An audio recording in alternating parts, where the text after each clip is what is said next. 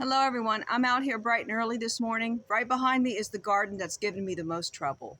And it's the garden I had the most hope for in being like a cottage style with beautiful flowers that grow during every season but winter. And even then I could have maybe holly and small evergreens and some Christmas decor. So this garden has potential as a cottage garden. Right now, it is nothing but a hot mess. There's anything and everything in this garden, and even ground cover has taken over, and milkweed, but it's wild, the form that is not as desirable by monarchs, but occasionally they get on this milkweed. It's everywhere, all throughout my entire property. Then we have 4 o'clocks back there that are asleep right now. I planted some gladiolas, which are ideal as cut flowers for bouquets. But one has fallen down here, so I'll be taking care of that. I have a vase with flowers already in it. I can just add on to it inside the house. This is very unkept, very wild and crazy looking, and I need to work on this. It's a big challenge. Right next to it, I have a hose that I was a little lazy and didn't put it on this thingamajig there. So I'll do that. I'll be sure to do that, I hope. Here's what's taken off really well, and this is what I was waiting for because we love cherry tomatoes. These are volunteers from 2 years ago. And I'll be harvesting some of those, and there's more to come. Okay, not necessarily the best place to have this, but I'm limited on space, or I should say tilled ground. I do have some flowers coming up that will attract lots of bees and hopefully butterflies. That's what I've been wanting to see, and I haven't seen very many. The perennials we have, I call it purple sage. It looked great in the mid-spring, but now it has fallen down. So I'm going to have to, as pretty as these are, I'm probably going to have to deadhead these. I might be able to leave some. We just need to prune it down, and it will produce again before the summer's over, most likely. And somewhere underneath these vines, tomato vines, you can see one of my favorite all-time flowers, Sweet William, that comes up. It is a biennial. So, and then it reseeds also. I just love it. So, and we have parsley, lots of parsley in 2 different places. This parsley, oh boy, has gotten overcrowded, squeezed in between a 4 o'clock that has taken off and is azenia and some garlic chives. I need to take care of that. And we need to do a transformation. There's lots of weeds. Oh, that's one of the worst ones. It's a sticker weed. That means I have to wear gloves for sure. And then all that milkweed that I need to trim down or get rid of some of it for sure. It's overtaking everything. There is a forsythia down there, and look at this. It has been overtaken by vines. Some I don't even know what they are. And that garlic chives that has been a nightmare. It just comes up everywhere. It's good to put on food for garnish, but it takes over. It's very invasive. So I didn't plant that, by the way. That was here when I moved in, when Dan and I got married. This is way out of hand and a big challenge. But since it rained, that will help anything that needs to come up by the roots, like nasty weeds. That will help them come up because the ground is very soft. But there's a lot of trimming to do. So we're going to do a before and after. Before I get started, there's one condition I didn't tell you about. When you look at home and garden shows, transformations before and after, they spend a lot of money. Or they spend money, period. They spend some form of money to transform it, to get it to look good. The one condition is I'm not spending any money. This is done on zero budget. If any materials I've already purchased, I'll use those materials. I don't care if I have to go down to the basement and look for garden features or anything that can be a garden feature that will make this garden look more appealing. As long as it's rainproof, we can use it. So that's the one condition. It cannot cost anything. Now I need to go back here to get my wagon to use as a prop. Perfect for setting the little tripod on. It's a little hard to maneuver at times. We have to get it through this narrow gate. Oh boy, woo! Trying to get started on this, and right away, I'm gonna knock down something. That's okay. It was dying off anyway, whatever it was. That was a tiger lily. They go right back in place. As far as I know, this is the only flower that fell down during the storm last night. So I'm going to put this in a proper place in the house. On the dining room table with the other gladiolas that fell down recently. Now let's get this hose out of the way. Her alarm goes off and she gets up to watch the morning news. Doesn't work no more but tells a lot of stories about youth. Drinks more lately, ain't got pills in many different colors too. Morning light is showing, she moves the chair to look out at her view. So we got the flower that had fallen put into a vase, and the hose that was taking up space where we could trip over it. We got that put on the... Does anyone know the name of that thingamajig?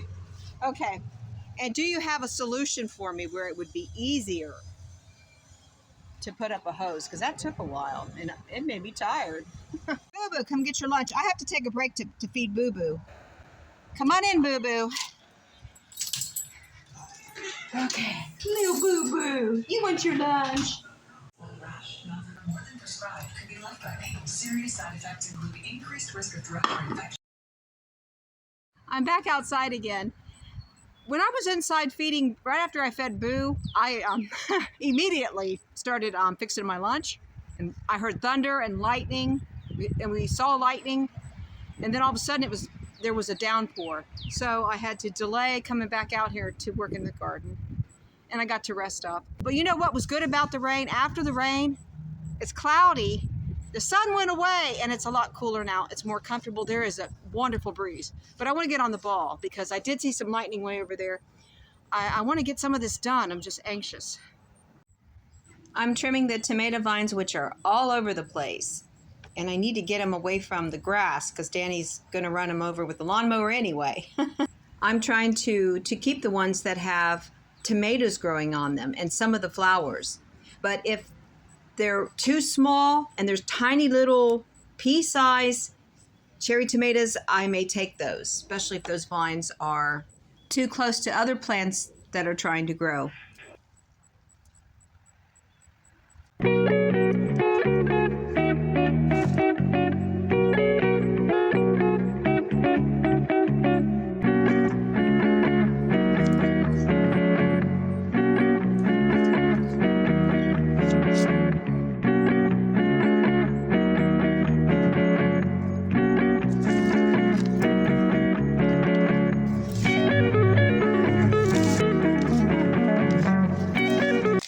It is raining again. I had to pull most of the onions. I have never experienced this much rain in the middle of the summer. There's usually dry conditions and I have to water almost every day. So when I planted those onions, I did not have any idea, or I would have added more. I would have added mulch. They needed mulch. They were almost waterlogged. They had to be pulled. I ran across one or two rotten ones, but we still have plenty that are good. But if I continue to leave them in the ground, they will rot. So I had to yank them. And that's okay. I love young onions better than I do when they get older, they get stronger. I like the sweetness of it, young onions. Did harvest some cherry tomatoes. I did have some casualties when I was going through the vines. There were some that they were producing, but they were so tiny and those vines were just in the way of everything. So I had to remove those. Yeah, just to make this neater. And this needs to be the last year that I do this. The volunteer tomatoes can go somewhere else.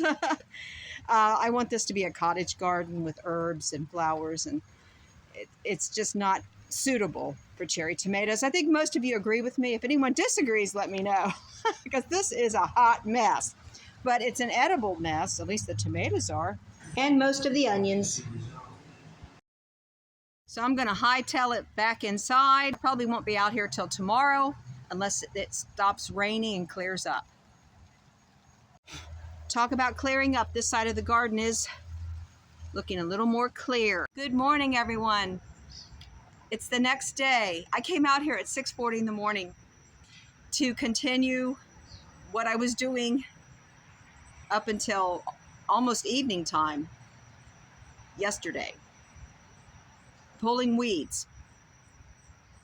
And you have to be very careful not to pull up the little seedlings that you have planted or reseeders that you want to come up. But when I saw the little volunteer tomatoes, I yanked those out along with the nasty weeds that I didn't want. So I'm going to show you what I've done. This is like over halfway through. We're going to be finishing up soon, actually. And I got some inspiration during the middle of my cleanup. I've got more cleanup to do. Now, I haven't finished the cleanup. As you can see, there's areas where there's a lot of yard waste I need to dispose of or put out to the curb or find a way to put it back into the garden. I might have to splurge and buy a tumbler for compost. Yeah, to make your own compost. It's a great idea. So this is before the cleanup, but this is over halfway through. And I kept some flowers over here going. The tomatoes that were so out of control, I had a lot of casualties, but I went through the vines, and this is what we have left that will continue to grow. I'll let it finish out, but then that's it. And I'll be going through the garden because there were a lot of casualties, and I do not want these tomatoes to grow seeds. I don't want any reseeders for next year. And when I see them come up, because they probably will, I'm just going to yank them. We want this to be a cottage garden. I don't think tomatoes are a good idea unless you have a very large garden. But I did add some artificial flowers here and plants to spruce it up, to give it color, because I love color. And I staked a surviving gladiola. There were some casualties during the process of pulling weeds. It just couldn't be helped. We do have some that will probably come back next year. These have already bloomed. I do have beautiful artificial flower that was a great investment that I use also for indoor bouquets. Over here, I cleared out quite a bit of the vines and the weeds, and I need to clear this pathway. After the cleanup, we are going to be laying down mulch, and then I'm going to be continuing the cleanup because, believe it or not, there is a pathway back here that you probably couldn't see because of the ground cover and the 4 o'clocks that were overtaking it. But these are stepping stones. And I want this as clear as possible. And right now it's pretty cluttered.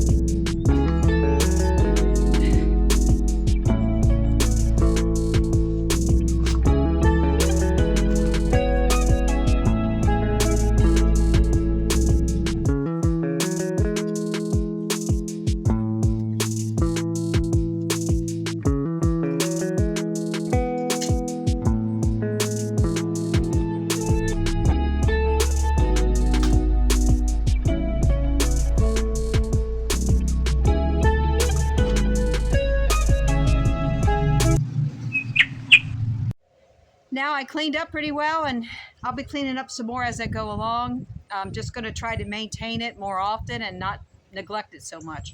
Now it's time to mulch. It's time to mulch a garden pathway and some areas in the garden that really need it.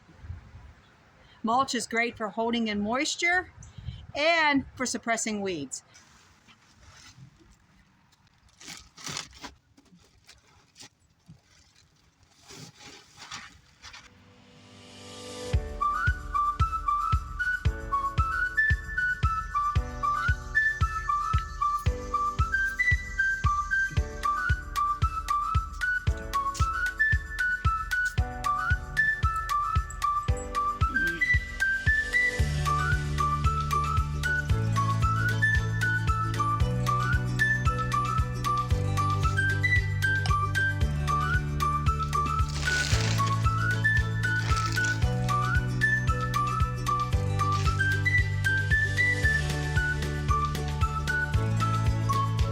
And here's the transformation. To me, it's a big transformation. I worked really hard on this the last 2 days. There were long periods of time, several hours in between.